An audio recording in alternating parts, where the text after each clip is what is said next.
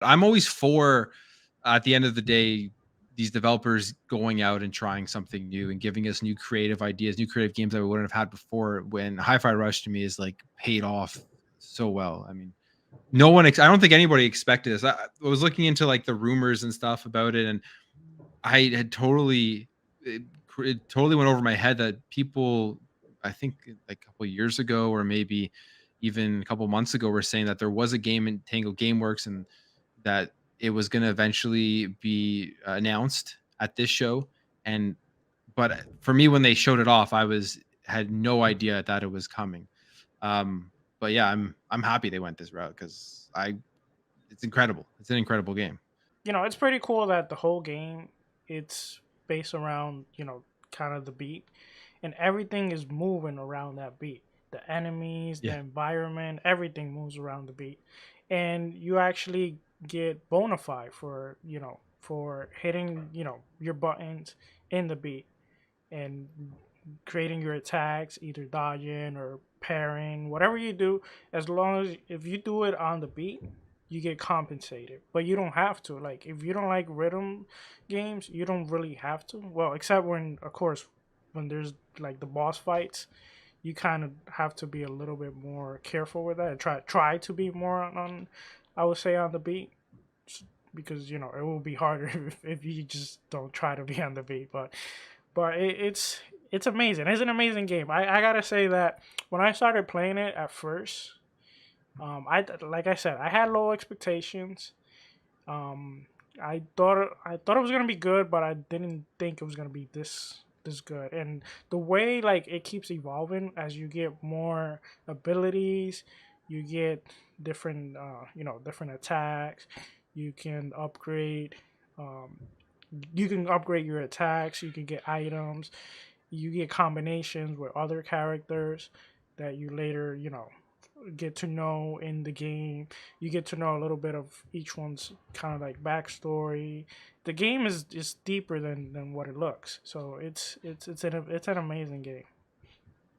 Yeah, and the thing with the rhythm where you don't have to do the rhythm attacks, why this game I think is so good in terms of the gameplay is that even if you're somebody who hates rhythm games, this game makes you want to like rhythm games. It makes you want to follow all of the beats and make sure that you're doing the combos because it's just implemented so well. And I think they give you the choice not to do it. If you don't have to, you can still kill enemies. You just don't get the extras from the combos and stuff like that. But it's just implemented in such a good way. I think that's like a testament to how tight the gameplay is for it. Oh man, oh man. I mean, that's just something. I played the game, right? I have not gotten into a boss fight. I don't remember what point I got to, but yes, I fought a couple enemies, and yes, I just love the way the rhythm works, and I love the way how the characters like always, you know, with his fingers, to the Yeah, beat. it's a That is just So so good. that is just so awesome how everything in that game is just synchronized to that beat. It's fantastic.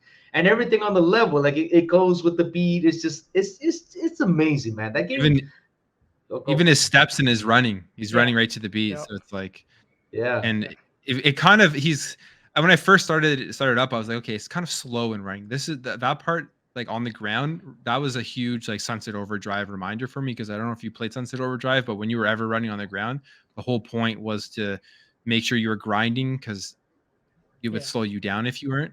And like him walking around and stuff, that was like the biggest thing that reminded me of Sunset Overdrive, and then the graphics itself. But the gameplay is nothing like Sunset Overdrive, yeah other definitely than that's yeah. Okay, guys. Question. Tell me about the bosses, right? But I don't want you to give me spoilers. In the rating from 1 to 10, how hard are those bosses?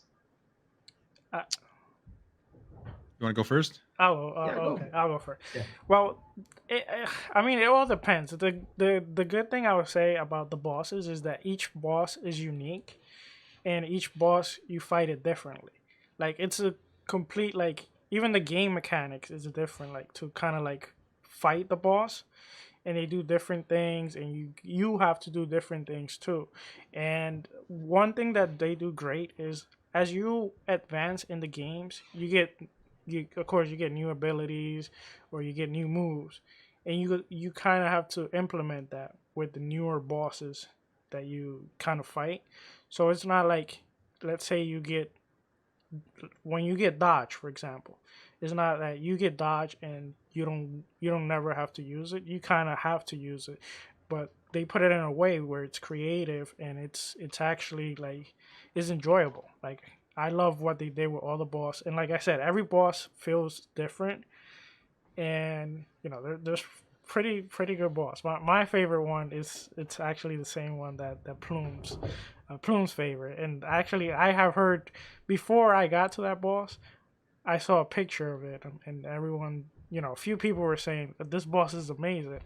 And I just gotta say this real quick. When I got to the boss, I don't know if you had that same kind of like thing where you were told, Plume, that was a good boss. When I got to him at first, I'm like, is this really that great of a boss? Like I don't I don't really see it. But then as it advanced, you're like, oh my god, this boss is amazing. Man. Yeah, no, I hadn't seen anything on him before, but I agree with you. Rockford, it was so good. And even his last evolution, like the last stage of it in the oh wait, I shouldn't say anything. Sorry. In case Spoiler alert. Yeah, sorry. I won't say. I stopped myself.